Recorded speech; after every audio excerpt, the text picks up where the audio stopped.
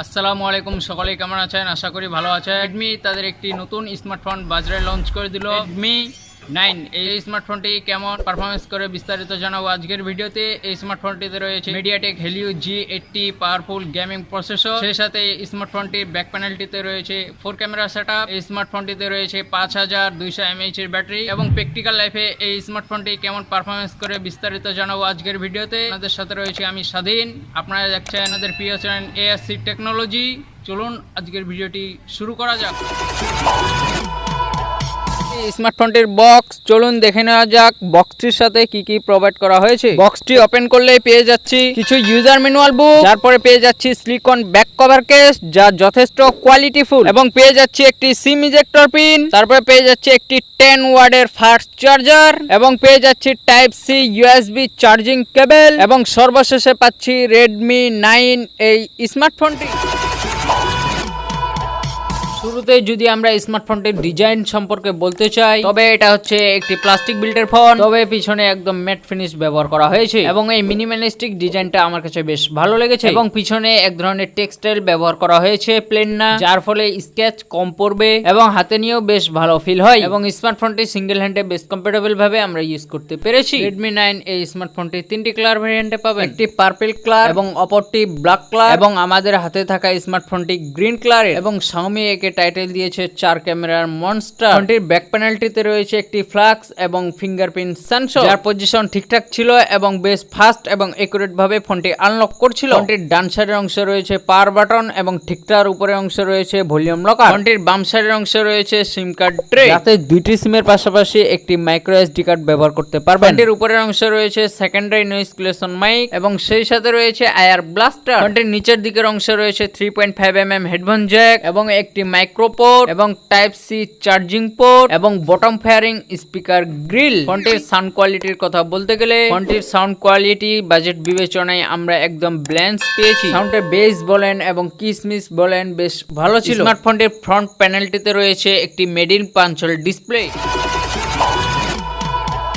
স্মার্টফোনটিতে display হিসেবে ব্যবহার করা হয়েছে 6.53 ইঞ্চি IPS LCD প্যানেলের ডিসপ্লে, যার রেগুলেশন 1080x1340 পিক্সেল এবং পিক্সেল LCD হলো 394 ppi। ডিসপ্লেটিতে প্রোটেকশন হিসেবে ব্যবহার করা হয়েছে কর্নিং গরিলা গ্লাস 3। ডিসপ্লেটিতে 400 নিটস ফুল ব্রাইটনেস থাকায় ইনডোরে বেশ কমফোর্টেবল ভাবে আমরা স্মার্টফোনটি ইউজ করতে পেরেছি, তবে আউটডোরে ডিরেক্ট সানলাইটে কিছুটা স্টেবল করতে হতে পারে আপনাকে। ডিসপ্লেটির কন্টেন্ট ওয়াচিং এক্সপিরিয়েন্স এবং কোনো প্রকার ক্লার্নিকেটিভিটি ইস্যু আমরা এই ডিসপ্লেটিতে পাইনি। ডিসপ্লেটির চিন এবং বেজেল এরিয়া মোটামুটি বেশ ভালোই নেরো রাখা হয়েছে। ডিসপ্লেটির টাচ রেসপন্স আমরা বেশ ভালো পেয়েছি, কোনো প্রকার সমস্যা পাইনি। এভারেজ ভাবে বলতে গেলে স্মার্টফোনটির ডিসপ্লে বেশ ভালো ব্যবহার করা হয়েছে। স্মার্টফোনটিতে চিপসেট হিসেবে ব্যবহার করা হয়েছে মিডিয়াটেক হেলিও G80 এবং এটি একটি অক্টাকোর প্রসেসর, যার ট্রানজিস্টর সাইজ 12 ন্যানোমিটার এবং জিপিইউ হিসেবে রয়েছে মালি G52। এবং এর ডে টু ডে পারফরমেন্সের কথা যদি বলি, আমার কাছে কোনো প্রকার সমস্যা হয়নি। অ্যাপ ওপেনিং এবং ক্লোজিং টাইম যথেষ্ট ফাস্ট এবং একুরেট ছিল। সিঙ্গেল টাচ, মাল্টি টাচ সব ধরনের কাজ খুব ইজিলি করতে পারছিলাম, কোনো প্রকার সমস্যা হয়নি। ব্যাকগ্রাউন্ডে বেশ কিছু ভারী অ্যাপস রেখে সুইচ করে করে চালাতে গিয়ে কোনো প্রকার সমস্যা ফেস করিনি। স্মার্টফোন দিয়ে আমরা কিছু ভারী গেম খেলা ট্রাই করি। প্রথমে আমরা PUBG মোবাইল এই গেমটি প্লে করি। গেমটি খেলার সময় কোনো প্রকার ল্যাগের দেখা পাইনি এবং কোনো প্রকার ফ্রেম ড্রপের দেখা পাইনি, তবে বেশ কিছুক্ষণ গেমিং করার ফলে মোবাইলটি কিছুটা হিট জেনারেট করে, তবে কিছুক্ষণ সময় দিলে আগের মতো ঠান্ডা হয়ে যায়। এরপরে কল অফ ডিউটি এই গেমটি আমি ওপেন করি। কল অফ ডিউটি বেশ অপটিমাইজড একটি গেম, সেটিও হাইস্ট সেটিং এ এই মোবাইলটিতে পুশ করতে পেরেছে। গেমিং করার সময় কোনো প্রকার ল্যাগের দেখা পাইনি এবং কোনো প্রকার ফ্রেম ড্রপের দেখা পাইনি। এভারেজ ভাবে বলতে গেলে এই স্মার্টফোনটির পারফরমেন্স আমাদের কাছে বেশ ভালো লেগেছে। অবশ্যই জানাতে ভুলবেন না আপনার মতামত। স্মার্টফোনটিতে অপারেটিং সিস্টেম হিসেবে রয়েছে Android 13 ভার্সন এবং MIUI হিসেবে রয়েছে রেডমির নিজস্ব MIUI 14।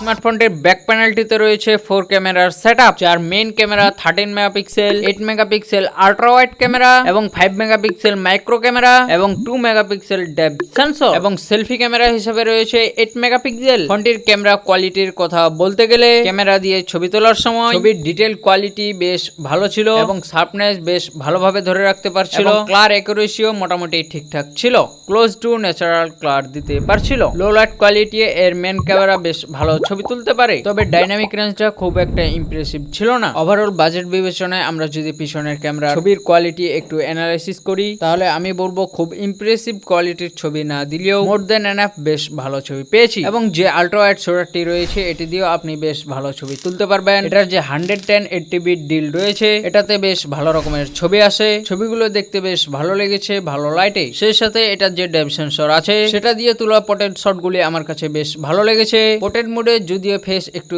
স্মুথ হয়ে যায়, তবে এজ ডিটেকশনটা অলমোস্ট অ্যাকুরেট ছিল। এবং আপনার যদি ক্রিয়েটিভ সেন্সটা অ্যাপ্লাই করতে পারেন এবং ভালো লাইটে ছবি তুলেন তাহলে খুব ইমপ্রেসিভ রেজাল্ট আপনি পেয়ে যাবেন। বেশ ভালোভাবে শার্পনেস এবং ডিটেল কোয়ালিটি হ্যান্ডেল করতে পারছিল এবং এই স্মার্টফোনটি সামনের এবং পিছনের ক্যামেরা দিয়ে সর্বোচ্চ ভিডিও রেকর্ড করতে পারবেন 1080p 30 fps পার সেকেন্ডে। তবে কোনো ইআইএস বা ওএস নেই। ভিডিও কোয়ালিটি আমাদের কাছে এভারেজ লেগেছে। এভারেজ ভাবে বলতে গেলে স্মার্টফোনটির ক্যামেরা কোয়ালিটি বাজেট বিবেচনায় বেশ ভালো লেগেছে। ফোনটিতে ব্যবহার করা হয়েছে 5200 mAh এর ব্যাটারি। আপনি যদি নরমাল ইউজ করেন তাহলে ব্যাটারি ব্যাকআপ পাবেন প্রায় 1.5 দিনের মতো, এবং স্মার্টফোনটি দিয়ে যদি আপনি হেভি ইউজ করেন টুকটাক গেমিং করেন তাহলে ব্যাটারি ব্যাকআপ পাবেন প্রায় 1 দিনের মতো। স্মার্টফোনটির সাথে ব্যবহার করা হয়েছে একটি 80 ওয়াটের ফাস্ট চার্জার, এবং এই চার্জারটি দিয়ে 0 থেকে 100% চার্জ করতে সময় লাগে প্রায় 2 ঘন্টার মতো।